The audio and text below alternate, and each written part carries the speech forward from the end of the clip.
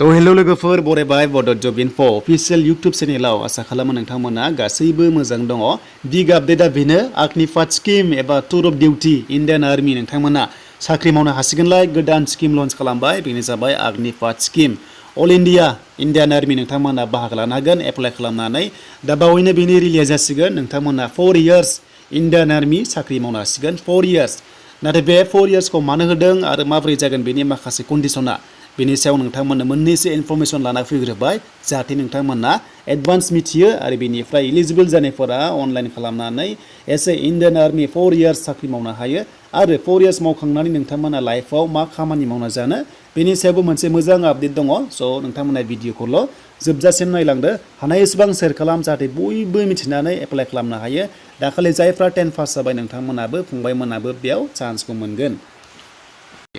दा बिदिब्ला गोबाव खालामा जों थांगोन अफिशियल पेजआव बेनिफ्राय आं नोंथांमोननो बेयाव हानाय एसेबां इनफरमेशन होग्रोगोन जाहाथे नोंथांमोना फैबाय थानाय समावहाय बेयाव जइन जानो हायो दा बिदिब्ला जों थांनि फै अफिशियल साइटआव दा फाइनाली indianarmy.nic.in जों बेयाव फैनाय लोगो लोगो जेब्ला इन्डियान आर्मी रिलिज जायोना अब्ला जों बेयाव गासैबो डिटेल्सखौ मोननो हायो ओंखायनो नोंथांमोना बेयाव फंबाय बिनानावमोना बेयाव फैनानै नायनांगौ जे इन्डियान आर्मीयाव मा भेकेन्सि ओंखारदों आरो ओंखारा दा लोगोफोर 2020 आव जेब्ला कोविड फैबाय बेनिफ्रायनो इन्डियान आर्मीनि रिलिया बन्द जाना दङ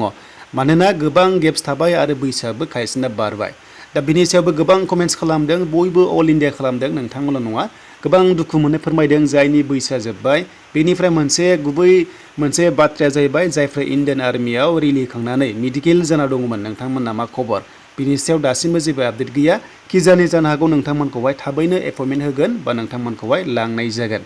स' बे नोंथांमोननि सायावसै जायफ्रा होदोंमोन इन्डियान आर्मीयाव स' बिनिफ्राय गोदान स्किमा जाबाय अग्निपाथ मोनसे गोदान स्किम ओंखारदों जेराव नोंथांमोनाहाय इन्डियान आर्मीयाव 4 इयार्स साख्रि मावनो हागोन सिस्टेमा एसे चेन्ज जाबाय दा नोंथांमोना बिनि पलिसिखौ मिथिदों जानांगौ बेनो जाबाय बयखौबो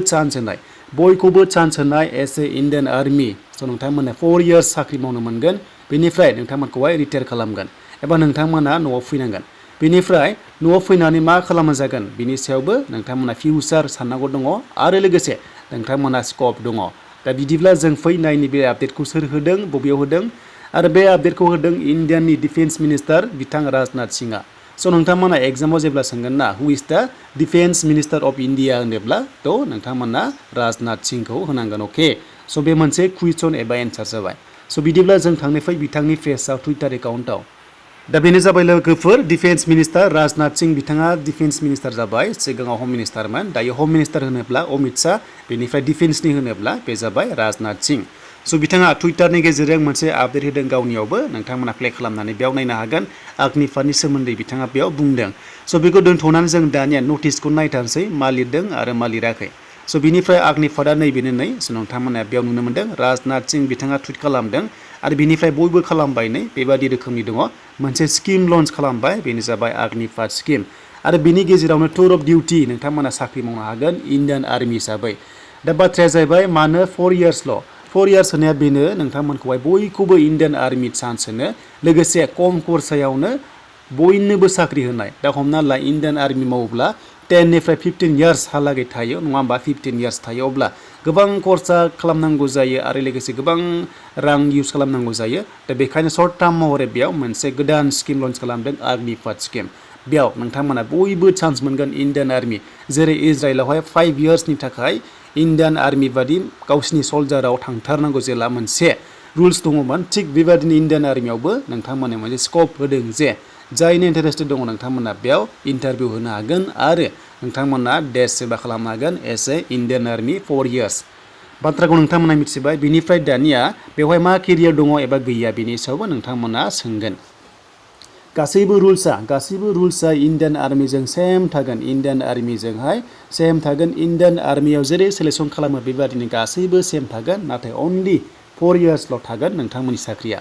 स' बिनिफ्राय नोंथांमोना बेसेबां सेलारि मोनगोन आरो बेसेबां मोना बेनि सायावबो नोंथांमोना सोंगोन दा गासैबो सेम प्रसेस नोंथांमोना इन्डियान आर्मीयाव जेरै जायो 17.5 इयार्सनिफ्राय 21 इयार्स जिडिसिम नोंथांमोनाहाय फंबाय बिनानावमोनाहाय बेयाव एप्लाइ खालामनो हागोन रिलिखौ होनो हागोन बेनो जाबाय 17.5 इयार्स जानाय लोगो लोगो बेयाव इलिजिबल जागोन बेनिफ्राय इण्डियान आर्मियाव क्राइटेरिया जेरै दं बेनो गासैबो सेम थागोन रानिं जा क्वालिफिकेसन जा गासैबो थागोन बेनिफ्राय नोंथांमोना 10 पास जाबानो बेयाव एप्लाइ खालामनो हागोन स' बिनिफ्राय पार्सेन्ट नांगौना नाङा जेरै जिडिआव 45% नांगौमोन आरो गासैबो साबजेक्टआव 33 नाम्बार थानाय जाजोबनांगौ होमबासो जिडिआव जोंनिया एप्लाइ खालामनो हायोमोन क्लार्कखौ गारनानै दा बेयाव क्लार्कआबो फैगोन नाथाय आं क्लार्कखौ बुंथ'ला बेवहाय जिडि होनोब्ला 17 हाफनिफ्राय 21 इयार्स बेनिफ्राय पार्सेन्ट नांगौना नाङा बे 4 इयार्सआव बिनि सायाव नेक्स्टआव जेब्ला क्राइटेरिया फैगोन अब्ला गासैखौबो नोंथांमोनजों सेयार खालामगोन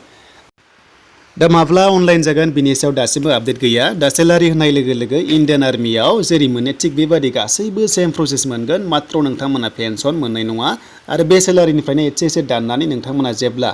रिटायार जागोन अब्ला बे फैसाखौ नोंथांमोननो हरफानाय जागोन जाहाथे नोंथांमोना बे रांजों माबा मोनसे खामानि मावना जाफैनो हायो प्लास मोनसे बाथ्रा होबावदों जे गभर्नमेन्टआ जेब्ला 4 इयार्स साख्रि मावखांनानै नोंथांमोना न'आव फैगोन ना अब्लाथ' माबा मोनसे खालामना जानांगोन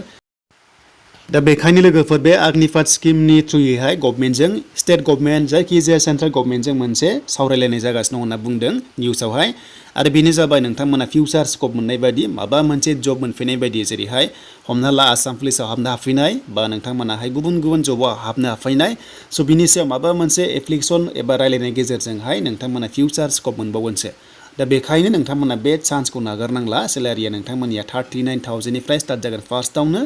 बेनिफ्राय लास्ट इयाराव आरोबाव नोंथांमोना 50-40 बेबादि इण्डियान आर्मियाव जेरै मोनो गासैबो सेम पेकेज नोंथांमोना मोनगोन मात्र नोंथांमोनाहाय पेन्सन मोननाय नङा होननानै बेयाव बुंनाय जादों